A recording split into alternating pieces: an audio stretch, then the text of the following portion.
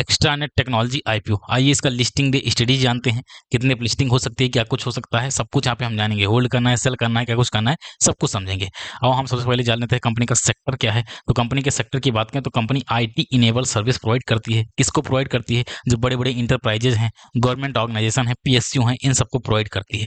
तो ये जो चीज़ें क्या प्रोवाइड करती है? डिजिटल सोल्यूशन प्रोवाइड करती है। जैसे एग्जांपल के मान लो XYZ कोई पीएसयू कंपनी है, उसको अपना ऐप बनवाना है, चैटबॉट बनवाना है, तो वो एक्सटर्नल टेक्नोलॉजी के पास आते हैं, पैसा देते हैं और अपना जो है सर्विस लेते हैं, यही काम है। तो इस सेक्टर में भाई ग्रोथ है, आने वाला समय भैया पूरा ऑनलाइन सिस्टम वाला है, ठीक है। तो वहाँ पे हर हर कंपनी को अपना ऐप, अपना वेबसाइट, अपना चैटबॉट, अपना सब कुछ जो है ऑनलाइन करना होगा। तो इसलिए इस कंपनी में भाई ग्रोथ है। कंपनी के सेक्टर की बात करें, सेक्टर काफी शानदार है भाई, सेक्टर बहुत तगड़ा है।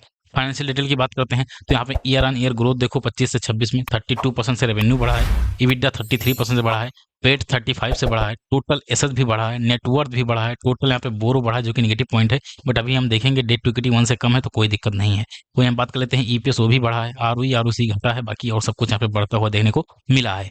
इंडिकेटर की बात करते हैं तो आरओई यहाँ पे 34% का है, आरओसी शानदार है, डेट टू इक्विटी पॉइंट जो है सॉरी 1 से कम है जो कि बेहतर है, कोई दिक्कत नहीं, डेट ज्यादा नहीं कंपनी के ऊपर। रिटर्न ऑन नेटवर्थ शानदार है 29% का, पेट मार्जिन 11% का है, इबिडा मार्जिन 11% का है, सब कुछ तो भाई यहाँ पे शानदार है, कोई दिक्कत वाली बात नजर नहीं आ रही है, सब कुछ यहाँ पे शानदार देखने को मिल रहा है।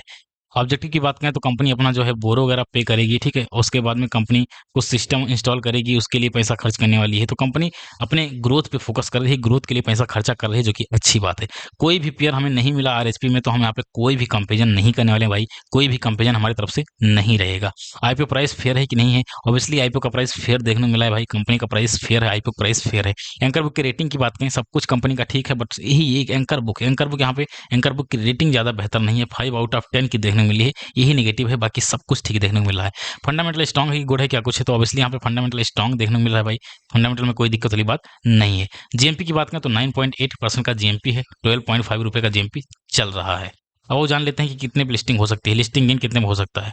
तो एक्सपेक्टेड लिस्टिंग की बात करें तो जहाँ तक मुझे लगता है कि इसकी लिस्टिंग आई थिंक 7% 7% के अराउंड हो सकता है, 7 से 12% के बीच ऐसे लिस्टिंग देखने को मिल सकता है, 7% या 12% ऐसे कुछ लिस्टिंग देखने को मिल सकता है, ठीक है। 7 से 12% के बीच यहाँ पे लिस्टिंग देखने को मिल सकता है मेरे भाई, 7% मोटा मोटा मुझे लग रहा है कि 7-8% ऐसे कुछ लिस्टिंग देखने को मिल सकता है, 7-8% के करीब, ठीक है। मैं तो जब आईपीओ का फाइनल डिसीजन दिया था तब भी मैंने बताया था कि 5 से 10% लिस्टिंग के लिए किसी को जो है यदि अप्लाई करने के लिए सोचना है तो यहाँ पे सोच सकता है, ठीक है। अभी बता रहा हूँ कि इसकी लिस्टिंग 7-8% ऐसे कुछ हो सकता है, 7-8%, और ज़्यादा से ज़्यादा मुझे लगता है 12-12%, इससे ज़्यादा मुझे नहीं लगता है। बाकी इससे ज़्यादा लिस्टिंग हो जाती है तो बहुत अच्छी बात है, बहुत बल्ले बल्ले हो जाएगा आपके लिए, ठीक है। अब बात कर लेते हैं होल्ड करना है, सेल करना है, क्या कुछ करना है भाई। लॉन्ग टर्म इन्वेस्टर है तो कोई है लॉन्ग टर्म के लिए रिस्क ले सकता है, तो उसके यहाँ पे लॉन्ग टर्म का एक ऑप्शन बन रहा है कि लॉन्ग टर्म के लिए होल्ड कर लिया जाए। हाँ, यदि कोई शॉर्ट टर्म है, केवल लिस्टिंग के लिए आईपीओ लगाता है तो भैया आप शॉर्ट टर्म के लिए ही अप्लाई करिएगा, शॉर्ट टर्म में ही निकल जाइएगा, सबसे बेहतर ऑप्शन होगा।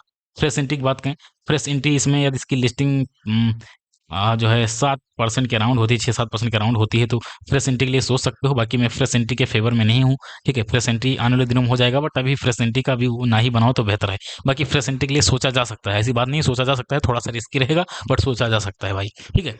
तो आई होप आपको समझ में आ गया हो। इसमें ज़्यादा मेरा व्यू होल्ड करने का ज़्यादा व्यू दिख रहा है, ठीक है, होल्ड करने का ज़्यादा व्यू दिख रहा है। लेकिन हाँ, यदि कोई मॉडरेट है जिसको समझ नहीं आ रहा है करें क्या करें, होल्ड करें सेल करें, तो कन्फ्यूजन स्टेट में मैं तो यही कहूँगा कि सेल करना बेस्ट ऑप्शन हो सकता है। बाकी आपकी मर्जी, अपने फाइनेंशियल एडवाइजर से पूछ लीजिएगा कि आपको क्या करना है। बाकी होल्ड करोगे तो भी यहाँ पे दिक्कत नहीं होने वाली है, लॉन्ग टर्म में कंपनी का सस्टेन करना जो है निश्चित है। मतलब कंपनी फंडामेंटली स्ट्रांग है, साथ ही साथ सेक्टर वगैरह स्ट्रांग है, तो लॉन्ग टर्म में कहीं ना कहीं ग्रोथ यहाँ पे दिख रहा है। तो चाहो तो लॉन्ग टर्म के लिए सोचा जा सकता है, मोस्ट प्रोबेबली लॉन्ग टर्म में ठीक ठाक परफॉर्मेंस हो सकता है भाई, ठीक है। तो लॉन्ग टर्म कोई इन्वेस्टर है तो उसके लिए व्यू बन रहा है, लॉन्ग टर्म के लिए सोच लो।